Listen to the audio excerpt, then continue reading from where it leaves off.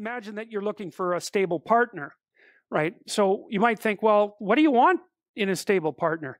And at least in principle, one of the things you don't want is too much mismatch between you and that person on the 5 fundamental dimensions. So for example, if you're really extroverted and you have a really introverted partner, you're going to engage in continual conflict about how much social activity the two of you should, subject yourself to. And it's very, very difficult for people who widely differ on those dimensions to come to consensus, because it's not just a matter of opinion, right? It's really a matter of different, if you're looking at extremes, of really different types of people. And the thing about introverts is they just don't enjoy large-scale social interaction that much. One-on-one, they're often fine, but in a group, they don't like that, and it tires them out. Whereas a real extrovert, it's like you isolate them and they just wither on the vine, because a huge part of what actually motivates them in a positive way is tangled up with social interaction.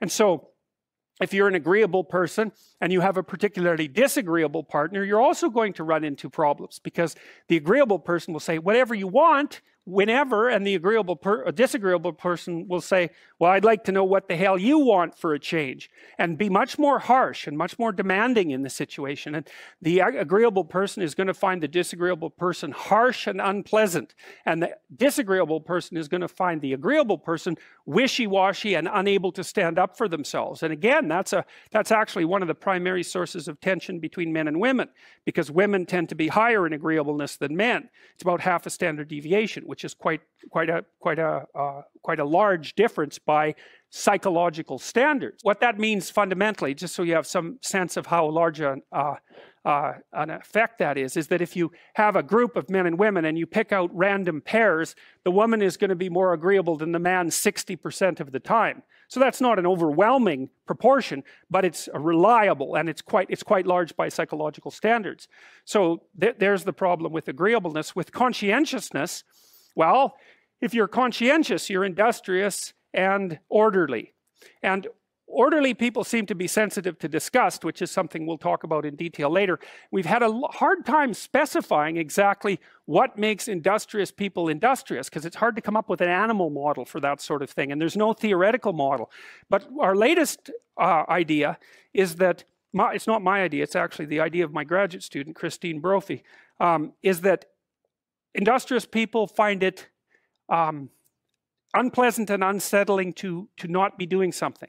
So it isn't so much that industriousness makes them happy or fills them with positive emotion. That would be more extroversion, right? Because extroversion is the positive emotion dimension. It's that industrious people can't stand sitting around doing nothing. And you know, this is speculation, but you know, human beings are obviously always engaged in the exchange of labor, especially the reciprocal exchange of labor. And you can imagine that in a community where everyone knows everyone, the people who work hard are going to be pretty irritated on a fairly chronic basis with the people who are completely unproductive. And my suspicions are that plenty of people who were completely unproductive in the history of the evolution of our species were wiped out by people who were unhappy with their lack of productivity. And so I think, generally speaking, human beings have this sense of ethical obligation with regards to one another to share labor. And people who are conscientious really, really feel that. So they feel bad if they're not busily working on something that's productive all the time. And so the advantage to being with someone conscientious is, well, they're going to work like mad, but the disadvantage is they're going to work like mad. So, you know, if you're looking for a partner that you want to relax with or have fun with, or who isn't uptight, then a conscientious person is probably not a very good choice. On the other hand, if you're a conscientious person and you're living with someone who's really unconscientious, that's good because they might be able to help you relax, but you're not going to be happy with them because they don't work nearly as hard as you do. But even worse, on the orderly dimension, you know, some of you have had roommates and maybe you're more orderly than your roommate. What does it mean? It means you're annoyed by mess before they are. And you don't have to be annoyed by mess much before your less orderly roommate for you to be the one that's always running around picking things up. And so actually one of the things that's emerged from the psychometric analysis is that women are slightly more orderly than men.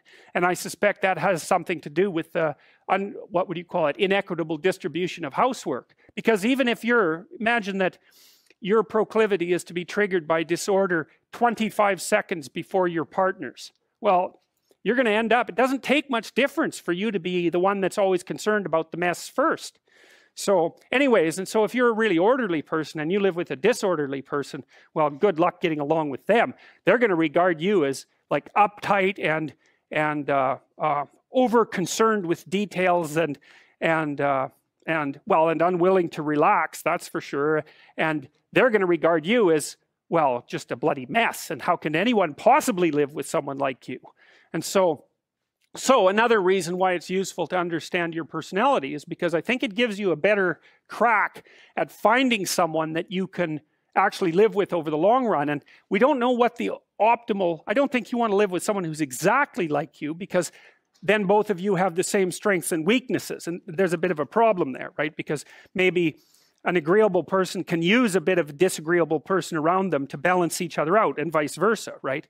So we don't understand the optimal balance for long-term thriving in a relationship, but I think we do understand the fact that if you're too different in your traits, that where you're different is going to constitute a chronic source of conflict.